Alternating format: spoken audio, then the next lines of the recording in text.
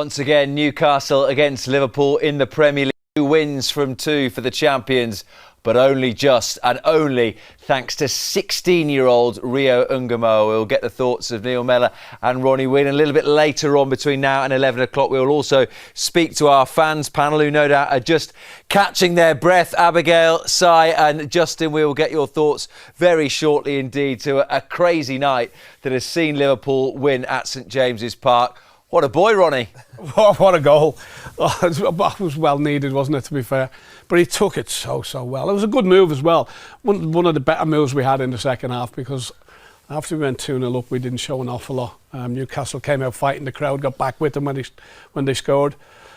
I really couldn't get the defending on the second goal, how far they held the line up. It was nearly halfway between the halfway line, the 18-yard box.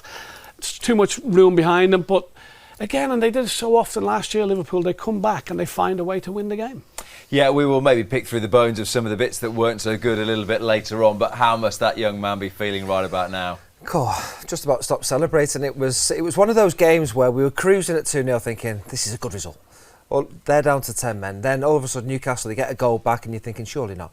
The pressure was relentless. They get the equalising goal.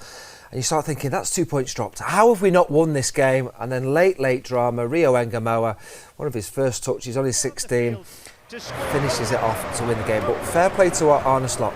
To have the bravery to put on a kid in that atmosphere, when Newcastle are sensing they can win the game, the fans sensed they could win the game, they were launching the ball in the box.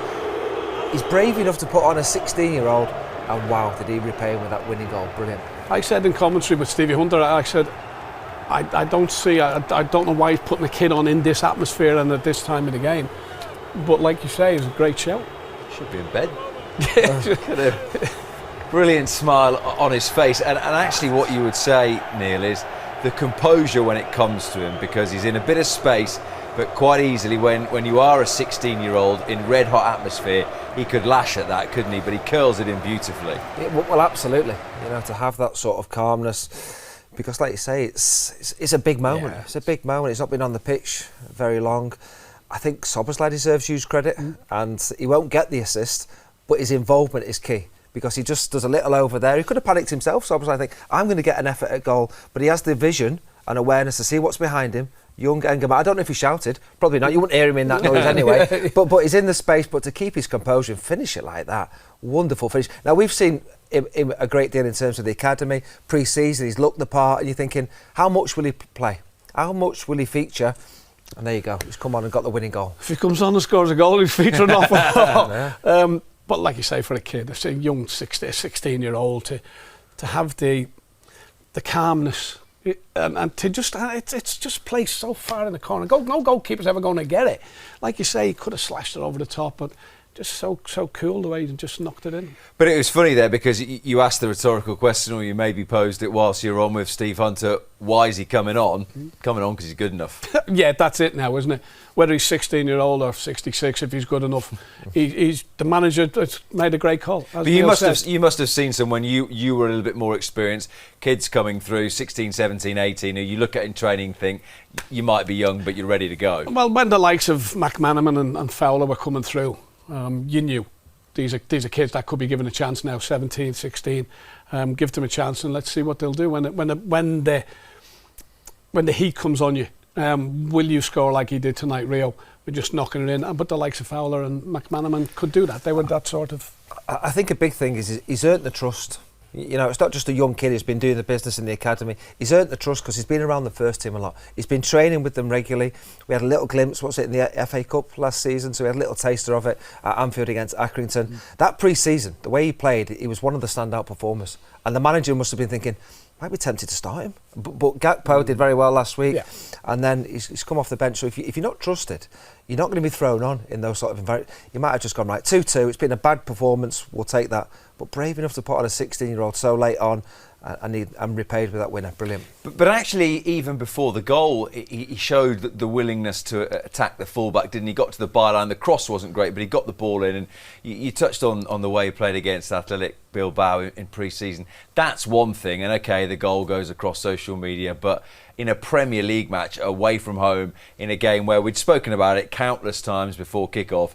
The atmosphere was hot and it was very anti-Liverpool tonight, and he holds his nerve and comes up with a winning goal. Yeah. And like you say, I mean, Newcastle fans were probably thinking, get it back in the box, we might be able to nick a winner ourselves. And rather than putting maybe the new lad Leone on, centre half, 6'5", put an extra man in defence, to deal with some of these balls coming into the box. He's gone, there's a lad who we might get a breakaway. He could be the one who gets the winner. Yeah. And for me, that's brave. The manager has to make some big calls, and he will have to all season. And that was one of those where that was a big call, and it's paid off tonight. We'll talk more with our fans about Rio Ingamoa in just a moment. Let's just have a little look at the match stats for tonight. The statistics and the bare numbers don't really tell the story of everything that happened, but certainly Liverpool had plenty of shots, 25, but only 4 on target, and an XG actually lower than Newcastle's at 0.7 compared to 0.93. Tackles, they were flying in. There were 19 fouls in the first half, the most between these two teams in the first half since March 2006. Liverpool bossing it possession-wise, as you would expect, playing against 10 for much of the game, which is where we'll start, Ronnie, and Anthony Gordon can have no complaints. Oh, no, none whatsoever. I don't even know why the referee just didn't run over straight away and give him the red card. And I was saying to Steve Hunter, I was saying, if this is not a red card, if these goes and has a look at this and doesn't give a red card, it's the end of football. Because people are going to get really, really hurt, because that was a disgraceful tackle. When you see it in slow motion, raking down the back of his leg, he could have been hurt so much more. It was a disgraceful tackle, and he deserved to go off straight away. I think that's what VAR is needed for, isn't it? If the referee's a little bit unsure, I mean, you're thinking, how's he unsure? But he must have been unsure, and give him a yellow card. Now, what I liked about the VAR, how many times have you watched VAR and they're showing the referee, and you're thinking, show them the proper clip, because the force that Gordon ran in at Virgil van Dijk, he must have run, 30 yards? He has flown into that. And for me, that came into it. Yeah. VAR showed the referee that. And I felt as though that was a big factor for him needing to be sent off. And you thought at that point there was no way back for Newcastle. You thought it would be a comfortable night, but it was far from that.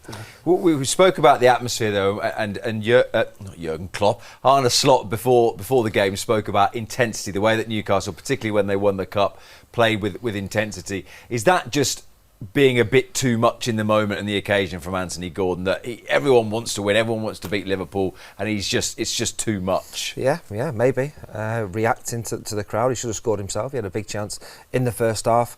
I felt as though for Newcastle to play well, they needed the fans involved. They needed that connection. When they got the goal back with Bruno Guimaraes,